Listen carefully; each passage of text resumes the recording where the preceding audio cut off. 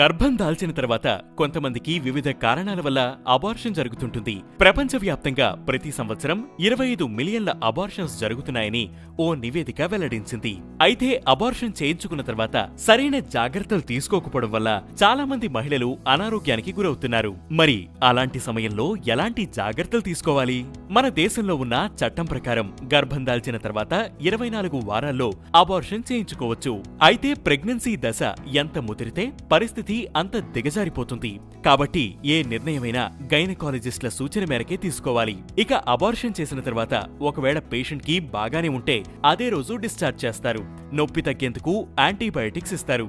భవిష్యత్తులో ఆరోగ్య సమస్యలు రాకుండా ఉండేందుకు ఆ కోర్సులను ఖచ్చితంగా పూర్తి చేయాలి. నెగటివ్ బ్లడ్ గ్రూప్ ఉన్నట్టయితే అవసరాన్ని బట్టి యాంటీ-డి ఇంజెక్షన్ కూడా ఇస్తారు. ఇక ఇంటికి వెళ్లిన తర్వాత పూర్తిగా విశ్రాంతి తీసుకోవడానికి ప్రాధాన్యత ఇవ్వాలి. ప్రెగ్నెన్సీ తర్వాత ఎన్ని రోజులకు అబార్షన్ చేయించుకున్నారనే దానిపై ఈ రెస్ట్ ఆధారపడి ఉంటుంది.